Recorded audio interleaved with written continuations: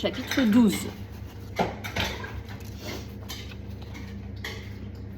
Cependant, le...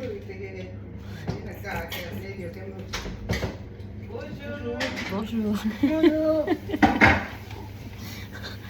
J'y vais. Chapitre 12. Cependant...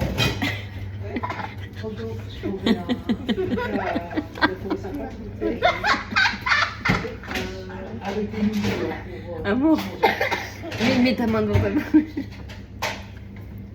Chapitre 12. Cependant,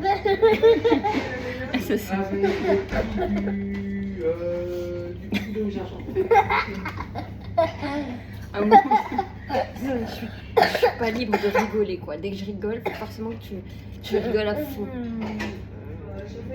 Mince alors. Pas mal, ça va. Écoute. Cependant. Non, tu rêves. T'en as assez. T'en as assez. J'y vais. Cependant, le courrier de Patagonie abordait l'orage. Amour, arrête. Stop. Et Fabien renonçait à la contourner. Il l'estimait trop étendue, car la ligne d'éclairs s'enfonçait vers l'intérieur du pays et révélait des forteresses de nuages. Il tenterait de passer par-dessous et, si l'affaire se présentait mal, se résoudrait au demi-tour. Il lut son altitude, 1700 mètres. Il pesa les paumes sur les commandes pour commencer à la réduire. Le moteur vibra très fort et l'avion trembla. Fabien corrigea, au jugé, l'angle de ses descentes, puis sur la carte vérifia la hauteur des collines. 500 mètres. Pour se conserver une marge, il naviguait vers 700. Il sacrifiait son altitude comme on joue une fortune. Un remous fit plonger l'avion, qui trembla plus fort. Fabien se sentit menacé par d'invisibles éboulements. Il rêva qu'il faisait demi-tour et retrouvait 100 000 étoiles, mais il ne vira pas d'un degré. Fabien calculait 100 000. Fabien calculait ses chances. Il s'agissait d'un orage local, probablement puisque Tréliou, la prochaine escale, signalait un ciel trois quarts couvert. Il s'agissait de vivre 20 minutes à peine dans ce béton noir.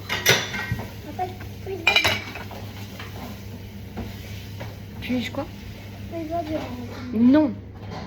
Amour. Me dérange plus. Je lis. Il s'agissait de vivre 20 minutes à peine dans ce béton noir. Et pourtant le pilote s'inquiétait.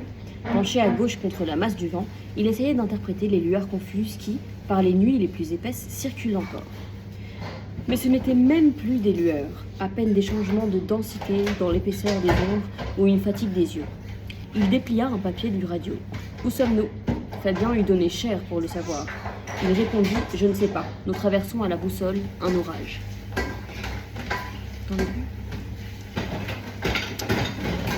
Il se pencha encore. Il était gêné par la flamme de l'échappement accrochée au moteur comme un bouquet de feu, si pâle que le clair de lune l'eût éteinte, mais qui, dans ce néant, absorbait le monde visible. Il la regarda.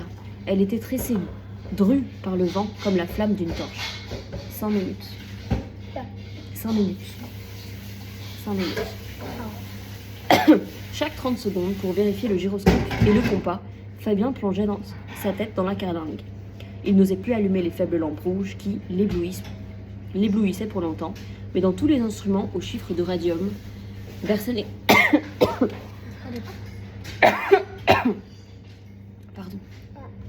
une clarté pâle d'astre.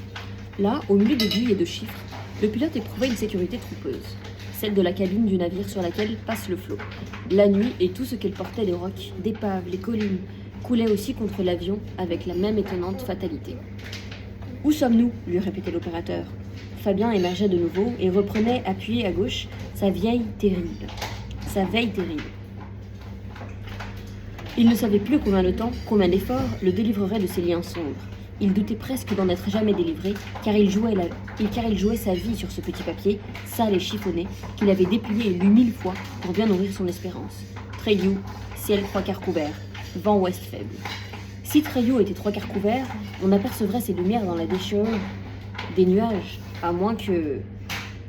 La pâle clarté promise plus loin l'engageait à poursuivre. Pourtant, comme il doutait, il griffonna sur le radio. J'ignore si je pourrais passer. Sachez-moi s'il fait toujours beau en arrière. La réponse le consterna.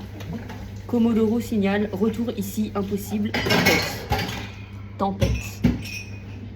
Il commença à deviner l'offensive insolite qui, de la cordillère des Andes, se rabattait vers la mer.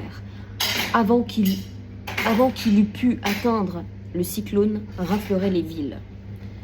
Demandez le temps de Sant'Antonio. Sant'Antonio a répondu. Vent ouest se lève et tempête à l'ouest. Ciel, 4 quarts couverts. 4 quarts.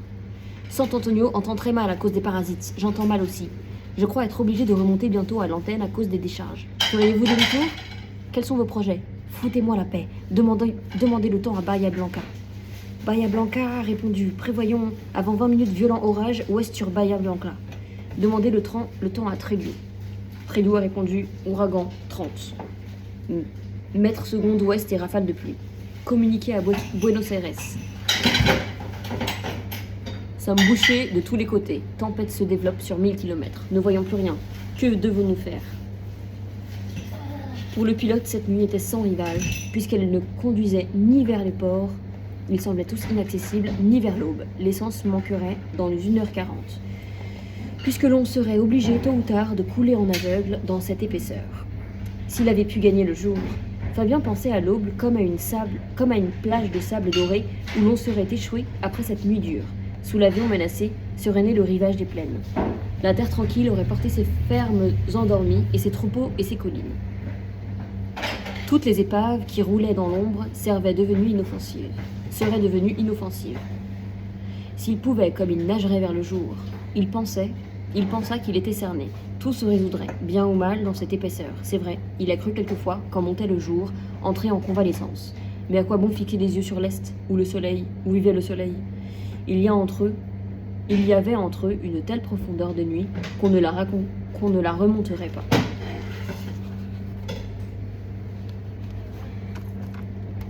Allez, à demain.